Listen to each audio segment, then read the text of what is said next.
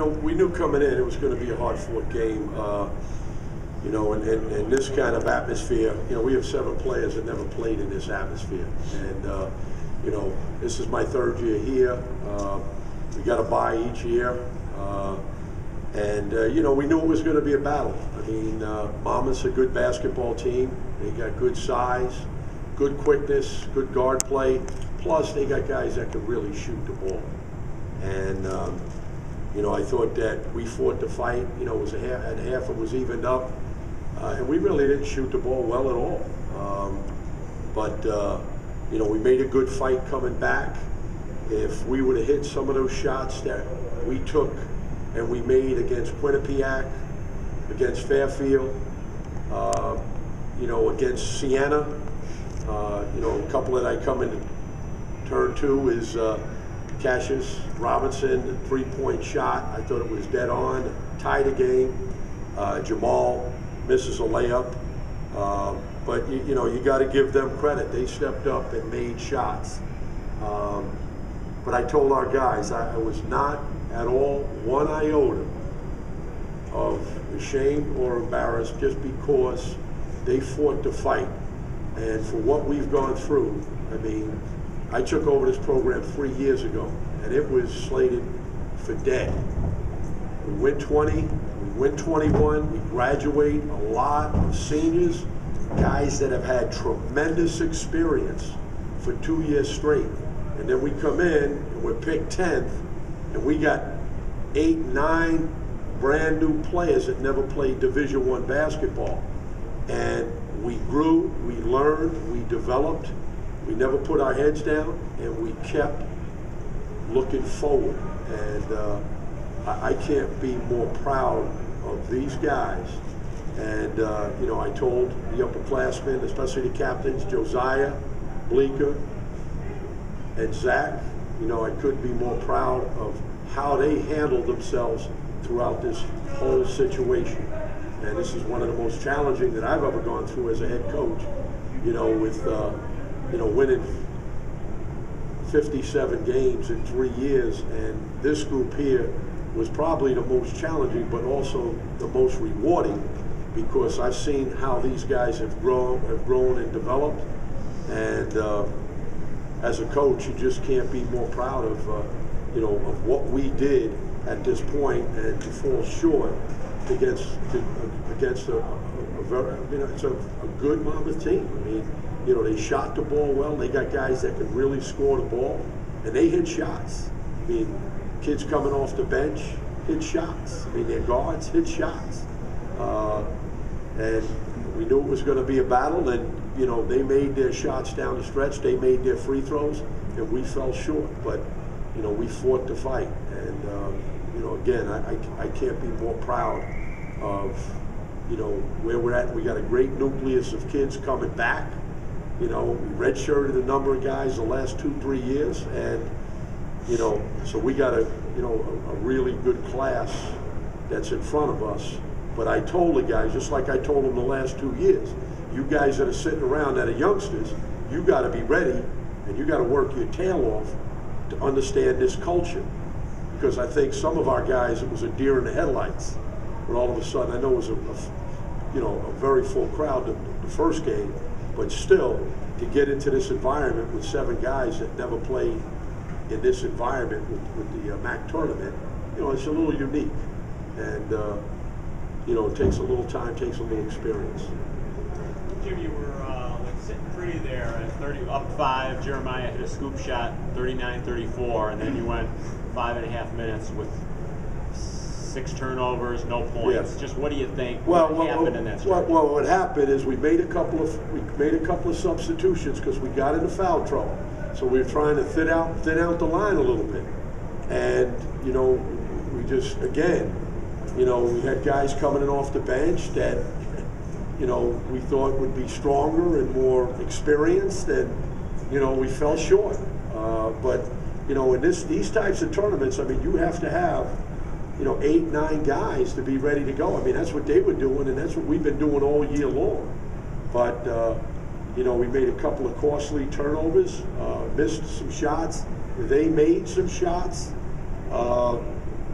And, you know, in the past, you know, we won 4 out of 5 down the stretch, and, you know, those 4 or 5 games, we made some really good plays, and we got that bench involved, and they were coming along pretty good, so we just kind of carried.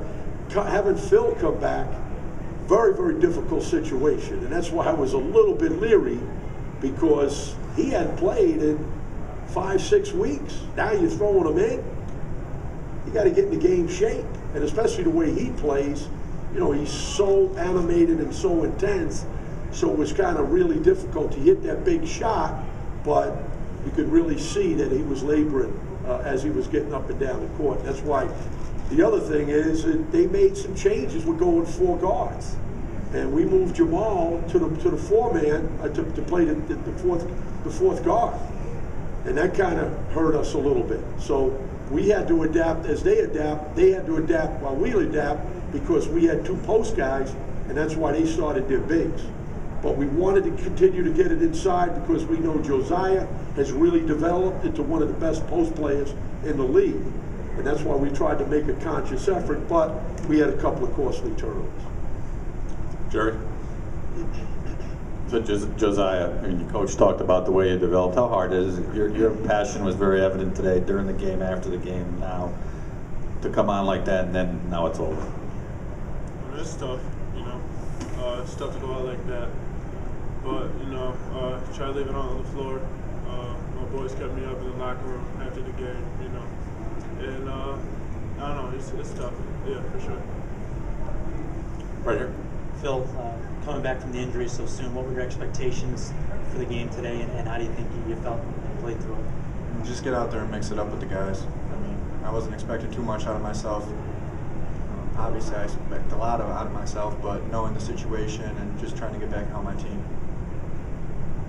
When did you know you were going to play? I mean, like physically know that, okay, well, I know I can get out and drag myself out there. I mean, it was day to day. Probably, I don't know, Thursday, Friday. Practice was fully Friday, Thursday, right? Off and on. Yeah. Off and on. I mean, anytime a guy comes back, you're kind of leery of how much he can take, and I'm working with the trainer as far as putting him in different situations, and you know, it's tough for him. I mean, it's tough for him, because he plays so doggone hard, and to try to get back, you know, I mean, I look at it, he's might have been maybe 60%. I mean, it's the way he plays, and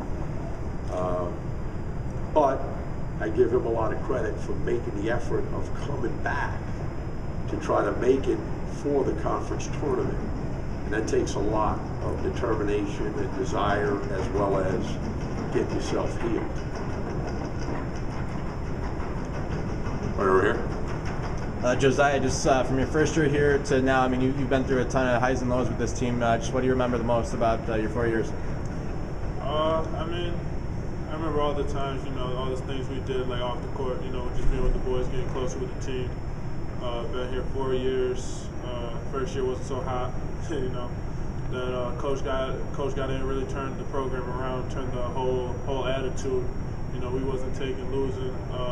He taught us a lot, taught us how to take pride in what we're doing and all that. It's tough right now, you know. A lot going through my head, but Coach did a great job of getting us to where we are, building, especially me as a player. You know, I think he really transformed my game a lot, making me a much better player than when I came in, and I appreciate that. But you know, it's just tough right now. Jeremiah, it seemed like you guys could have let the game get away from you late in the first half there, and you made a nice run to close it. It really kind of changed the landscape and the way the last 20 minutes played out. What allowed you guys to get on that 13-2 run to close out the half and make it a tie game at half? We just continued playing together. You know, it was tough. You know, they're a good team, and you know, there were times where we got a little frustrated, but guys picked each other up, and you know, we executed a few times and locked down on defense, and that's really what got us kept us into the game. You went toe-to-toe with the all-league point guard. Yeah. You know, I mean, you had 18, he had 16. It was just talk about what went right for you out there.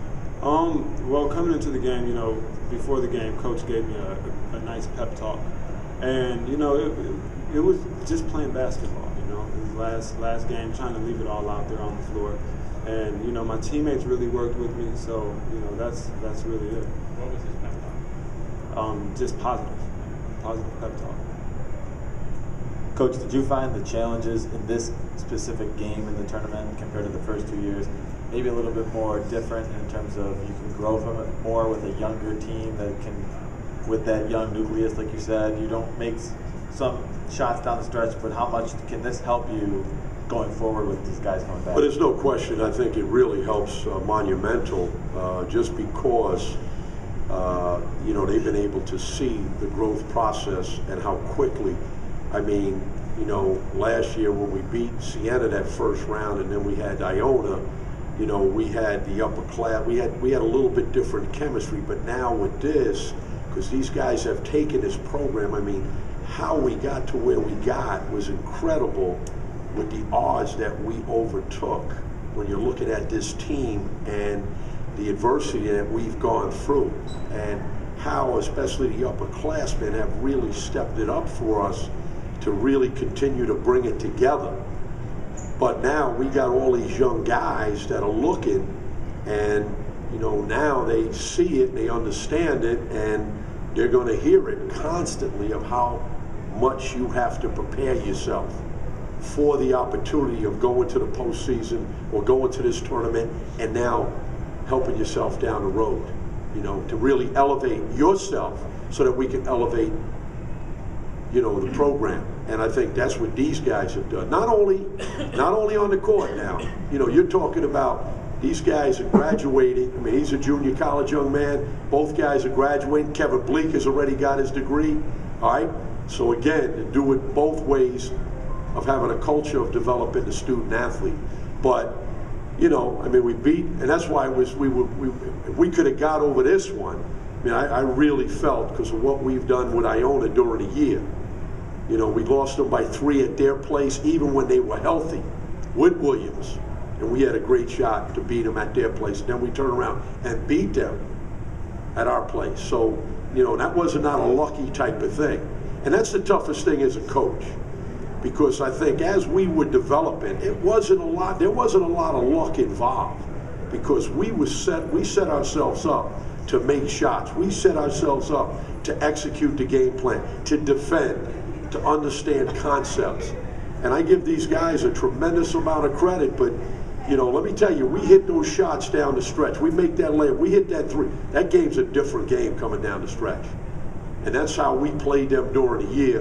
And we knew we just needed to make a couple of more of those plays because we knew they're good enough to make shots. But we just fell short.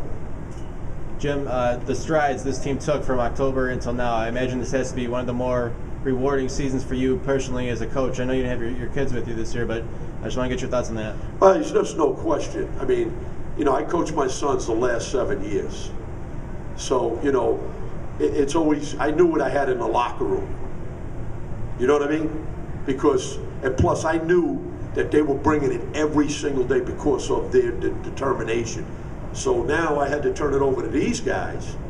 And you know what? I'm telling you, it was very, very rewarding because both guys could have put their heads down. He loses his brother to graduation. He falls out from last year as far as falling short academically. And now he comes back. And him and I mean, I've challenged him in a way that he didn't like me at times. And he knows it. But this is about life. This isn't about basketball. And I told him, I said, I had his back the whole time. And not one time did I put my head down through his adversity. And the same thing with Josiah. And that's what development is, that's what growth is, and that's what gets them ready for life. It's not just about basketball. But these guys have come a long way, and now Valenti coming off of his adversity. So, you know, it's about development. It's about, you know, getting ready for the destination and not just, you know, every game. It's about life beside basketball. And that's the beauty of coming here and developing these student athletes and getting everything back on track. Not only basketball, but the culture of being a student athlete, culture of being part of the community, culture about giving out tickets so we can get the student body to come to the games. A culture of going to the dining hall, going to Subway, going to Tim Hortons, giving out tickets. They see me hustle to develop this program. Not a lot of people know that. How many 28-year-old head coach, 28-year head coaches are going to be a fuller brush man selling the program in the dining hall? No, being honest with you. You know, but I love doing it. I got to show the community that I'm not afraid to hustle. I'm not afraid to let them know that we're in this together. And that's the beauty of it. Josiah, the last 5 weeks, you played by far the best basketball of your life for this team. I mean, we were in some hot water. You know, I'm losing Phil, then losing Crump almost the next week. It's tough losing a guy like Phil who does so much. You know, he doesn't just score the ball, he doesn't just rebound. He kind of does everything. He fills out the stat sheet almost every single game. So losing him, losing a guy like Crump, he's a microwave coming off the bench for us getting his points. So I just felt like I really needed to step up and put a lot more effort in. I felt like the team really needed me, Maya, to really elevate our game, and that's just what I try to do. I try to be more aggressive. Just look for my spots more. My team did a great job of helping me through that time, getting me the ball where I like it, and coach stood by me the whole time, keeping me up. Even when I was playing bad, he still kept me going. And I really appreciate that. It really helped me to keep going forward. Tell you the other thing that really, I mean, they went with 4 guards. We played 2 centers the last 3 weeks of the year. I mean, I don't know how many teams caught that, but you play 2 centers. Let me tell you how disbanded you are when you're going in to play other teams. These guys went with 4. They went with 5 guards sometimes. So now you have to make adjustments with getting your bigs to play their guards. And plus, they can take it off the dribble. So that presented, and we knew that coming in, and that's why we tried to get Phil ready at the 4, because Phil could guard the 4. We never had a problem with that in the past. Then once Phil went down and Crump went down, Crump could play the 4, but he could play the 4 and the 5 because he's a powerful kid. But he could play the 4 because he could move, he's animated, he's athletic. But once he went down, now we try to move Jamal to the 4. Jamal's a 3. We tried to make it magical with putting him at the 4. And again, it took us a little bit out of rhythm.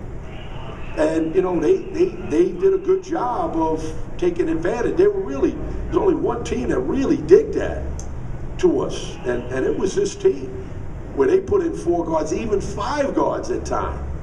And that's why we went zone a couple of times to try to neutralize them. But we were trying to use magic to offset the 2 centers that we had. And I'm going to tell you, that's a challenge, but I got to give the kids credit. It was more of a challenge defensively than offensively. Yeah, no question. No question. No question. Their trapping hurt you a couple times. You have to work trap. Well, we talked to the guys about being strong with the ball. And again, it caught us because they trapped and then we dribbled it out. I remember one time Jamal dribbled it out and he kind of lost his bearings. But, you know, they're quick. I mean, they're quick. And we've been able to offset that during the year with, you know, the guys that we've had. But it was there. It was always there. And we were always leery of it. And that's why we tried to mix and match. And to try to get Phil back, you know, we thought that might help us enough, you know, even though, you know, he played 14 minutes. I mean, we were trying to get him probably to maybe 14, 18 minutes so that we can neutralize what they were doing. But it did hurt us because, you know, they put Nicholas and then they put Colin Stewart, and at 3 and a 4, and that kind of caught us for a little bit of a loop. Because then we had to move Jamal there, and they could score, and we got a little bit stuck with Jamal being, you know, he tried to attack the bucket. He tried to, you know, he's like a hybrid. He's just a high energy guy, but he's more defensively than he is on the offense. Okay, thanks very much, guys. All right, appreciate it.